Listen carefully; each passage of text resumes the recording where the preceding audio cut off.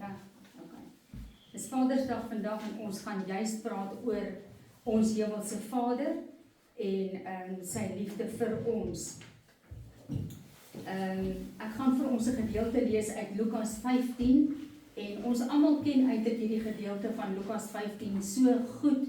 Dit handel oor 3 gelykenisse wat Jesus vir sy disippels en vir die mense wat rondom hom was vertel het. En die grootste van hierdie 3 gelykenisse is natuurlik die gelykenis van die verlore seun en die vader wat sy seun weer wil terug hê. Dit is so 'n kosbare gelykenis wat ek baie graag vir ons vandag wil vertel. Maar kom ons bid eers saam. Dankie Vader vir hierdie wonderlike dag wat ons kan vier vir ons vaders, maar ook heel besonders vir ons hemelse Vader wat hierdie dag vir ons moontlik gemaak het. Vader, ons wil kom vandag en spesifiek U as ons hemelse Vader vereer en verheerlik. Dankie dat U daar is vir ons. Dankie Here dat U hierdie lewe vir ons moontlik gemaak het. Dankie dat U gekom het en U asem in ons geblaas het. Dat U lewe in ons vloei. Dat U hartklop en U liefde deur ons vloei. En dat ons hierdie liefde in ons lewens ook kan openbaar. As dit nie vir U asem en U liefde in ons was nie, waar sou ons gewees het? En wat se liefde sou ons ook kon openbaar?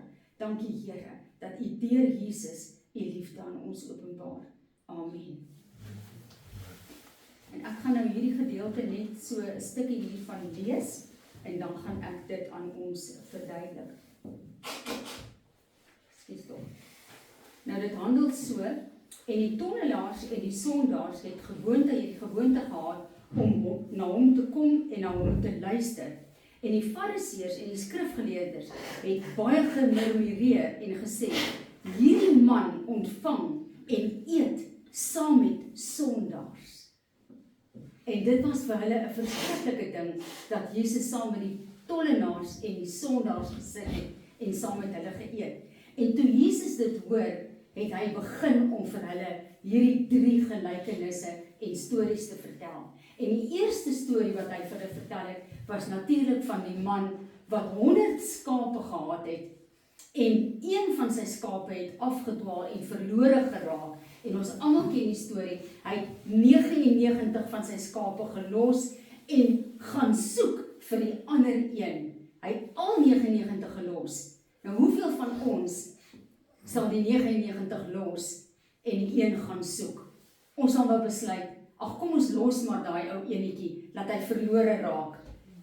Hy sal maar los, ons los hom maar. Ons sal eerder hierdie 99 wat ons het beskerm. Kom ons los maar die enetjie wat verlore geraak het, nee. Baie van ons sal besluit, wat is enetjie nou maar? Kom ons los hom maar. Ons pas liewer die 99 op. Maar daai een was vir hierdie man so belangrik, dat hy die 99 gelos het, om daai een te gaan soek. Dit is hoe belangrik ons vir God, ons Vader ook is. En dan vertel hy die volgende gelykenis van die vrou, wat hierdie pennings gehad het, en sy het hierdie een spesifieke penning verloor, wat vir haar 'n baie belangrike penning was, en sy het al die lampe in haar huis opgesteek, en alles in haar huis uitgevee, om hierdie een belangrike penning te soek, tot sy hom gekry het. En toe sy hom gekry het, het sy vir al haar bure gaan vertel, hoe gelukkig sy is, dat sy hierdie een belangrike penning gekry het. En toe vertel hy daarna die gelykenis van die verlore seun. Die seun wat na sy pa toe gekom het, en die pa het 2 seuns gehad. En die jongste seun het na sy pa toe gekom en vir sy pa gesê, gee vir my alles wat aan my behoort. Ek wil nou my erfdeel hê, want ek wil nie meer hier bly nie. Ek wil nou op my eie gaan bly. Ek wil my eie lewe gaan lei. So ek soek nou my erfdeel. Gee vir my alles wat nou aan my behoort. Ek wil dit nou dadelik hê. Ek wil nie wag tot jy afsterf nie. Ek wil nou alles hê. Ja, alles wat my toekom. Ek wil alles gehad het. En sy pa het hom so innig lief gehad, dat sy pa hom nie verwyd het. Sy pa het hom alles gegee, wat hom toegekom het. Want hy het hom innig lief gehad. En hy het alles gevat, wat wat hy gedink het om toe kom. En hy het sy eie lewe gaan lei. Maar hy het alles verkoos en alles uitgegee. En op die ou end van die prent het hy in die varkhokke beland. En dit was die enigste ou werkie wat hy kon kry, nadat sy vriende hom gehelp het om alles te verkoos wat hy gehad het. En hy het in die varkhok gesit, en hy het die varkpele geëet, saam met die varke, dis al wat hy gehad het. Maar intussen was daar 'n vader, 'n pappa, wat op die stoep gesit het, en uitgekyk het vir sy seun. Hy het sy seun nie een oomblik verwyd nie. Hy het nie een oomblik gedink, jy is nie meer my seun nie. Want jy het my verlaat, jy het my gelos, jy het jou erfdeel gevat, en jy het gegaan, jy het besluit om jou eie lewe te lei. Intussen het die pa gesit en wag vir sy seun om terug te kom. Hy het op die stoep gesit, en hy het elke dag gesit en kyk, en gewonder, wanneer sal my seun terugkom? Hy het 'n verlange in sy hart gehad, na sy seun, om weer terug te kom. Hy het 'n hoop in sy hart gehad, vir sy seun om terug te kom. Hy het elke dag gesit, en uitgekyk, is dit nie dalk my seun wat kom nie? En op 'n dag, toe sien hy 'n stippeltjie, daar op die heuweltjie aankom.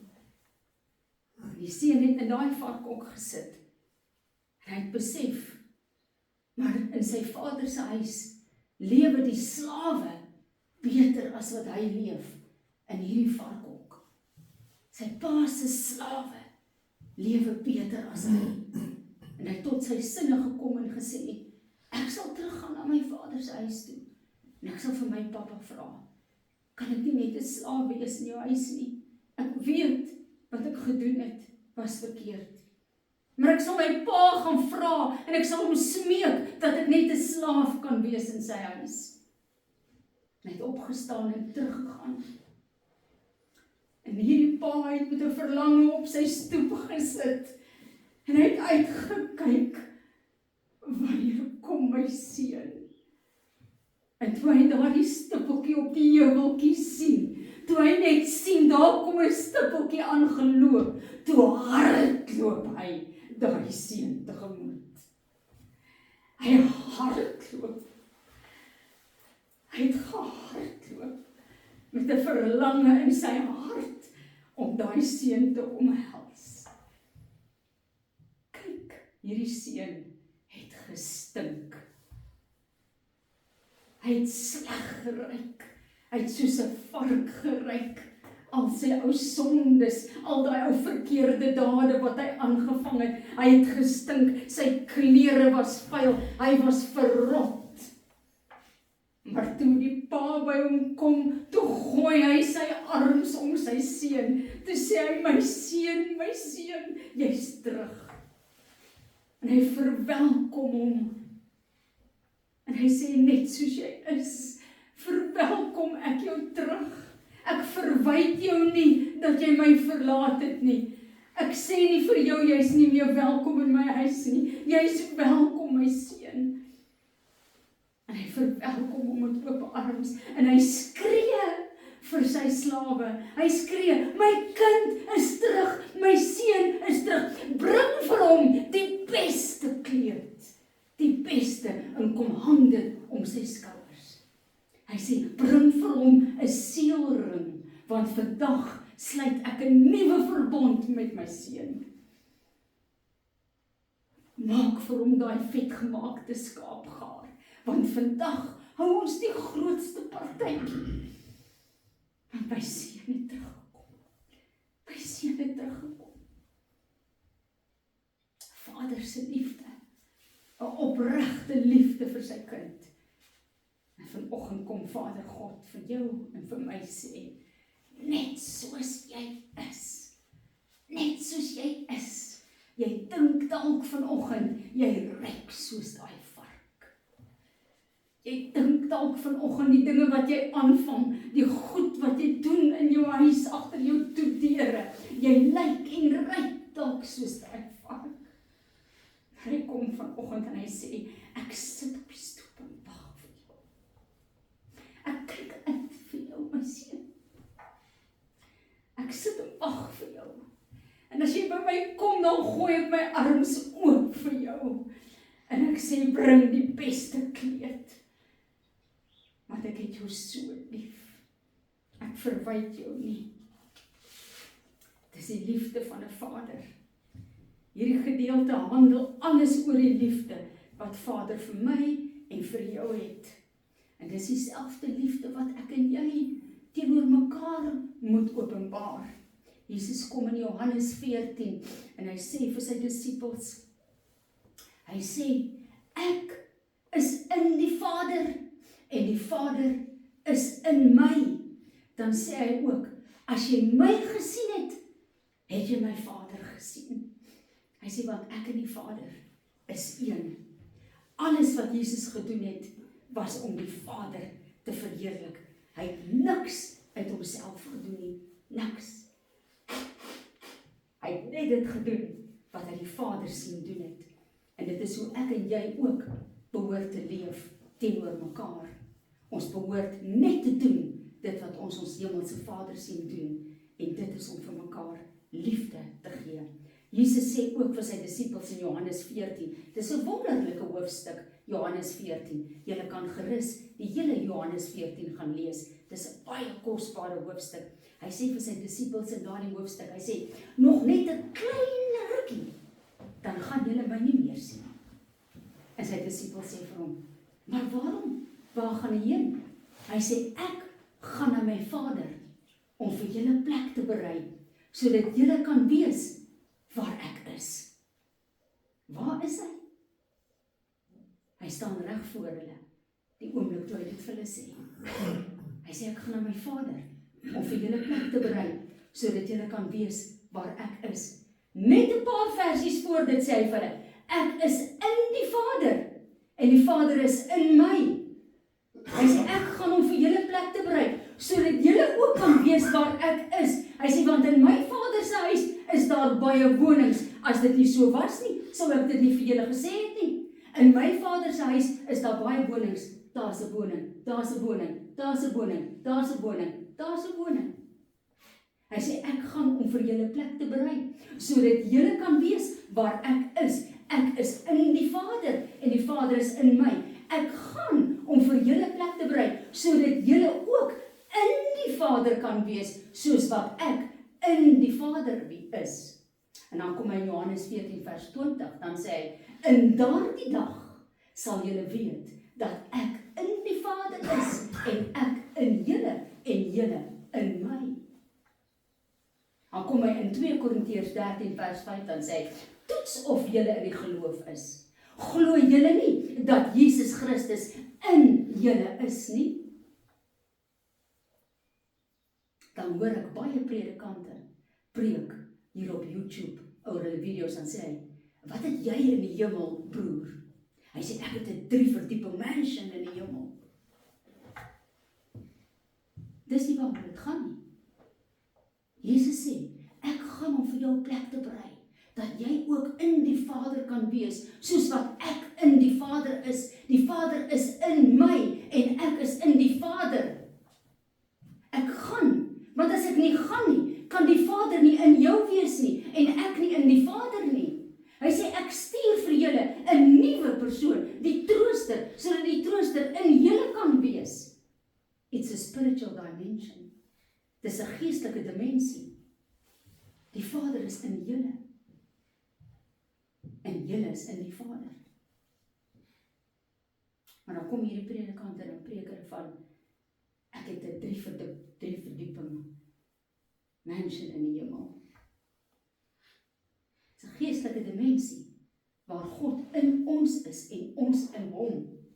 En dan kom hy met 'n wonderlike belofte in Johannes. Hy begin in Johannes 15 vers 4 en sê hy, bly in my, soos ek in julle. En hier kom 'n belofte, wat ek nogal dink, baie belangrik is vir ons almal. Johannes 15 vers 7 sê hy, as julle in my bly, en my woorde in julle, luister mooi, Sal julle vra net wat julle wil en julle sal dit verkry. Is dit nie 'n wonderlike belofte nie? Wie van ons wil nie alles hê wat ons vra nie? Ons wil. As ek bid, wil ek graag hê my gebede moet verhoor word. Nie waar nie? Almal van ons wil graag hê ons gebede moet verhoor word. Luister wat sê hy verder. Hy sê maar daar's 'n opdrag hier wat gehoorsaam moet word. In Johannes 15 sê hy, daar's 'n opdrag wat gehoorsaam moet word. Ons moet in sy liefde bly en hier kom die opdrag. Ons moet sy gebooie gehoorsaam word. Nou dink jy, hier kom weer die hele Lewiete. Nou moet ek weer die hele Lewiete gehoorsaam word. Al daai gebooie, weet jy hoe moeilik is dit, pastoor? Ek kan nie. Ek kan nie al daai gebooie gehoorsaam word nie. As ek myself kry, môreoggend het ek alweer gevloek en geswets, want weet jy, dit is elke dag se lewe. Ek is jammer, ek kan nie. Kan nie al daai gebooie gehoorsaam word nie. Kom, hoor hoe maklik is dit. Dis so maklik. Dis een gebod. Hy gee vir ons een gebod. As ons daai een gebod gehoorsaam, dan kan ons bid en vra net wat ons wil en ons sal dit verkry. Hier is die belofte. En hier kom die gebod. Hy sê in vers 12, Johannes 15 vers 12, hy sê, julle moet mekaar lief hê, net soos ek julle lief gehad het. So maklik soos dit. Dis die gebod. Hy sê, as julle my gebooie bewaar, sal julle vra net wat julle wil en julle sal dit verkry. Is dit nie amazing nie? Dis so maklik soos dit. Julle moet mekaar lief hê, soos ek julle lief gehad het. En weet julle wat, in hierdie gebod is die hele wet vervul. Die hele wet. Ons moet mekaar lief hê. Kyk hoe lief het die Vader sy seun gehad. Hy het hom alles gegee wat hy gevra het. Hy het gesê, gee vir my, wat my toekom. En dink julle dit kom daai seun toe? Nee. Wie het vir al daai goed gewerk? Die Vader. Die Pa het alles bymekaar gemaak oor al die jare. En hier kom die seun en hy sê, gee vir my wat my toekom. Dit het die seun toegekom nie. Maar die Vader het vir hom gegee. Want die Vader het hom lief gehad. Bo alles het die Vader hom lief gehad. En hy het dit vir hom gegee. Net, dit het die seun glad nie toegekom nie. Maar so lief het die Vader hom gehad. En in daai liefde moet ons mekaar net so lief hê. En nog steeds het die seun dit alles gaan verkoos.